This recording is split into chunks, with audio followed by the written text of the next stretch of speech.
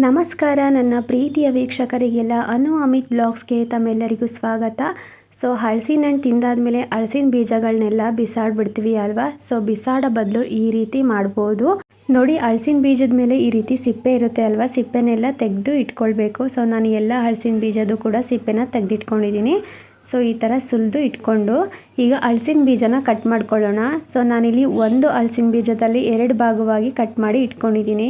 ಎಲ್ಲ ಹಲಸಿನ ಬೀಜನೂ ಕೂಡ ಅದೇ ಥರ ಕಟ್ ಮಾಡಿ ಇಟ್ಕೊಂಡಿದ್ದೀನಿ. ಈಗ ಹಲಸಿನ ಬೀಜನ ರೋಸ್ಟ್ ಮಾಡ್ಕೊಳ್ಬೇಕು. ಫಸ್ಟು ಗ್ಯಾಸ್ ಮೇಲೆ ಒಂದು ಕಡಾಯಿ ಇಟ್ಕೊಂಡು 1 ಟೇಬಲ್ ಸ್ಪೂನಷ್ಟು ಎಣ್ಣೆ ಹಾಕ್ಕೊಂಡು, ಎಣ್ಣೆ ಬಿಸಿಯಾದ ನಂತರ ಕಟ್ ಮಾಡಿ ಇಟ್ಕೊಂಡಿರೋ ಹಲಸಿನ ಬೀಜಗಳನ್ನ ಹಾಕ್ಕೊಳ್ತಾ ಇದ್ದೀನಿ. ಹಾಗೆಯೇ ಸ್ವಲ್ಪ ಉಪ್ಪು ಹಾಕ್ಕೊಳ್ತಾ ಇದ್ದೀನಿ. ಹಾಗೆ 1/4 ಟೇಬಲ್ ಸ್ಪೂನು ಅರಿಶಿನ ಪುಡಿ ಹಾಕ್ಕೊಳ್ತಾ ಇದ್ದೀನಿ. ಹಾಗೆ ಸ್ವಲ್ಪ ಖಾರದ ಪುಡಿ ಹಾಕ್ಕೊಳ್ತಾ ಇದ್ದೀನಿ. ಖಾರಕ್ಕೆ ನೋಡಿಕೊಂಡು ಖಾರದ ಪುಡಿನ ಹಾಕ್ಕೊಳ್ಬೇಕು. ಈಗ 1 ನಿಮಿಷ ರೋಸ್ಟ್ ಮಾಡ್ಕೊಳ್ಳೋಣ ಚೆನ್ನಾಗಿ. 1 ನಿಮಿಷ ರೋಸ್ಟ್ ಮಾಡಿಕೊಂಡ್ರೆ ಸಾಕಾಗುತ್ತೆ. ನೋಡಿ ನಾನಿಲ್ಲಿ 1 ನಿಮಿಷ ರೋಸ್ಟ್ ಮಾಡ್ಕೊಂಡಿದ್ದೀನಿ. ಈಗ ಚೆನ್ನಾಗಿ ರೋಸ್ಟ್ ಆಗಿದೆ. ಈಗ ಒಂದು ಬೌಲ್ಗೆ ರೋಸ್ಟ್ ಮಾಡ್ಕೊಂಡಿರೋ ಹಲಸಿನ ಬೀಜನ ಎತ್ತಿಟ್ಕೊಳ್ತಾ ಇದ್ದೀನಿ. ಈ ರೀತಿ ಎತ್ತಿಟ್ಕೊಂಡು ಸೈಡಿಗೆ ಇಟ್ಕೊಳ್ಳೋಣ. ಈಗ ಅದೇ ಕಡಾಯಿಗೆ 2 ಟೇಬಲ್ ಸ್ಪೂನಷ್ಟು ಎಣ್ಣೆ ಹಾಕ್ಕೊಂಡು ಸ್ವಲ್ಪ ಸಾಸಿವೆ ಜೀರಿಗೆ ಹಾಗೆ 2 ಈರುಳ್ಳಿನ ಹಾಕಿಬಿಟ್ಟು ಈರುಳ್ಳಿ ಸ್ವಲ್ಪ ಕಲರ್ ಚೇಂಜ್ ಆಗೋವರೆಗೂ ಫ್ರೈ ಮಾಡ್ಕೊಳ್ಳೋಣ.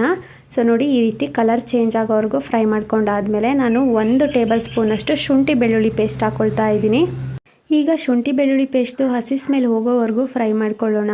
ಹಾಗೆ ನಿಮ್ಮ ಹತ್ರ ಒಂದು ರಿಕ್ವೆಸ್ಟು, ನೀವೇನು ನನ್ನ ಚಾನಲ್ನ ಸಬ್ಸ್ಕ್ರೈಬ್ ಮಾಡ್ಕೊಳ್ಳದೆ ಈ ವಿಡಿಯೋ ನೋಡ್ತಾ ಇದ್ದರೆ ದಯವಿಟ್ಟು ಸಬ್ಸ್ಕ್ರೈಬ್ ಮಾಡಿಕೊಂಡು ಸಪೋರ್ಟ್ ಮಾಡಿ. ಈಗ ನೋಡಿ ಶುಂಠಿ ಬೆಳ್ಳುಳ್ಳಿ ಪೇಸ್ಟು ಹಸಿ ಸ್ಮೆಲ್ ಹೋಗೋವರೆಗೂ ಫ್ರೈ ಮಾಡ್ಕೊಂಡಿದ್ದೀನಿ. ಈಗ 2 ಮೀಡಿಯಮ್ ಸೈಜ್ದು ಟೊಮೆಟೊನ ಕಟ್ ಮಾಡ್ಕೊಂಡು ಹಾಕ್ಕೊಳ್ತಾ ಇದ್ದೀನಿ. ಟೊಮೆಟೊ ಸ್ವಲ್ಪ ಸಾಫ್ಟ್ ಆಗೋವರೆಗೂ ಫ್ರೈ ಮಾಡ್ಕೊಳ್ಬೇಕು. ಹಾಗೆ ನಾನಿಲ್ಲಿ ಸ್ವಲ್ಪ ಹಸಿ ಕರಿಬೇವನ್ನು ಹಾಕ್ಕೊಳ್ತಾ ಇದ್ದೀನಿ.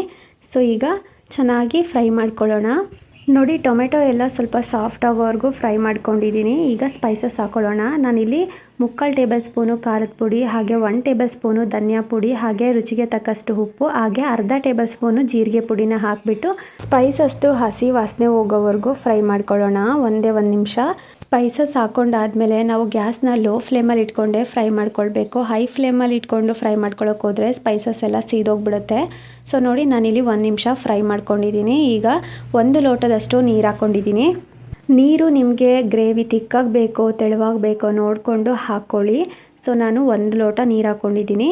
ಈಗ ಮುಂಚೆನೇ ರೋಸ್ಟ್ ಮಾಡಿ ಇಟ್ಕೊಂಡಿರುವಂತಹ ಹಲಸಿನ ಬೀಜಗಳನ್ನ ಹಾಕ್ಕೊಳ್ತಾ ಇದ್ದೀನಿ. ಹಲಸಿನ ಬೀಜ ಹಾಕ್ಕೊಂಡು ಮಿಕ್ಸ್ ಮಾಡ್ಕೊಂಡಾದ್ಮೇಲೆ ನಾನು 2 ಟೇಬಲ್ ಸ್ಪೂನಷ್ಟು ಕುಟಾಣಿ ಕಡಲೆ ಪುಡಿನ ಹಾಕ್ಕೊಳ್ತಾ ಇದ್ದೀನಿ. ಇದು ತಿಕ್ಕಾಗಿ ಗ್ರೇವಿ ಬರಲಿ ಅನ್ನೋದಕ್ಕೋಸ್ಕರ ಕಡಲೆ ಪುಡಿನ ಹಾಕ್ಕೊಳ್ತಾ ಇದ್ದೀನಿ. ಹಾಗೆ ಟೇಸ್ಟು ಕೂಡ ಚೆನ್ನಾಗಿರುತ್ತೆ. ಈಗ ಲಿಡ್ನ ಕ್ಲೋಸ್ ಮಾಡಿಬಿಟ್ಟು ನಾನು 5 ನಿಮಿಷ ಲೋ ಫ್ಲೇಮಲ್ಲಿ ಇಟ್ಕೊಂಡು ಬೇಯಿಸ್ಕೊಳ್ತೀನಿ. ನಾವು ಈ ಗ್ರೇವಿನ ಬೇಯಿಸ್ಕೊಳ್ಬೇಕಾದ್ರೆ ಮಧ್ಯ ಕ್ಯಾಪ್ ಓಪನ್ ಮಾಡಿ ತಿರುಗಿಸ್ಕೊಂಡು ಬೇಯಿಸ್ಕೊಳ್ಬೇಕು. ಯಾಕಂದರೆ ಗ್ರೇವಿ ತಿಕ್ಕಾಗ್ತಾ ಬಂದಾಗ ತಳ ಹಿಡಿಯೋ ಚಾನ್ಸಸ್ ಇರುತ್ತೆ, ಅದಕ್ಕೋಸ್ಕರ. ನೋಡಿ ನಾನಿಲ್ಲಿ 5 ನಿಮಿಷ ಗ್ರೇವಿನ ಮಧ್ಯ ತಿರುಗಿಸ್ಕೊಂಡು ಬೇಯಿಸ್ಕೊಂಡಿದ್ದೀನಿ. ನೋಡಿ ನಾನು ಮುಂಚೆ ಎಷ್ಟು ತೆಳುವಾಗಿ ಇತ್ತು ಅಲ್ವಾ. ಗ್ರೇವಿ ಚೆನ್ನಾಗಿ 5 ನಿಮಿಷ ಬೇಯಿಸ್ಕೊಂಡಾದ್ಮೇಲೆ ಎಷ್ಟು ತಿಕ್ಕಾಗಿ ಎಷ್ಟು ಚೆನ್ನಾಗಿ ಬೆಂದಿದೆ ಅಂತ. ನಿಮಗೆ ಈ ರೀತಿ ಡೈರೆಕ್ಟಾಗಿ ಬೇಯಿಸ್ಕೊಳ್ಳೋದು ಇಷ್ಟ ಆಗಲ್ಲ, ಟೈಮ್ ಹಿಡಿಯುತ್ತೆ ಅನ್ನೋದಾದರೆ ಕುಕ್ಕರಲ್ಲಿ ಹಾಕ್ಬಿಟ್ಟು 1 ವಿಸಲ್ ಹೊಡಿಸ್ಕೊಂಡ್ರೆ ಹಲಸಿನ ಬೀಜದ ಗ್ರೇವಿ ಅಥವಾ ಹಲಸಿನ ಬೀಜದ ಗೊಜ್ಜು ರೆಡಿ ಆಗುತ್ತೆ. ತುಂಬಾ ಚೆನ್ನಾಗಿರುತ್ತೆ. ನೋಡಿ ಈ ಹಲಸಿನ ಬೀಜದ ಗ್ರೇವಿ ಆದಮೇಲೆ ಲಾಸ್ಟಲ್ಲಿ ನಾನು ಸ್ವಲ್ಪ ಕಟ್ ಮಾಡ್ಕೊಂಡಿರೋ ಕೊತ್ತಂಬರಿ ಸೊಪ್ಪನ್ನು ಹಾಕ್ಕೊಳ್ತಾ ಇದ್ದೀನಿ. ಕೊತ್ತಂಬರಿ ಸೊಪ್ಪು ಹಾಕ್ಕೊಂಡ್ಬಿಟ್ಟು ಮಿಕ್ಸ್ ಮಾಡಿಕೊಂಡ್ರೆ ಹಲಸಿನ ಬೀಜದ ಗ್ರೇವಿ ಸಖತ್ ಟೇಸ್ಟಿಯಾಗಿ ರೆಡಿ ಆಗುತ್ತೆ.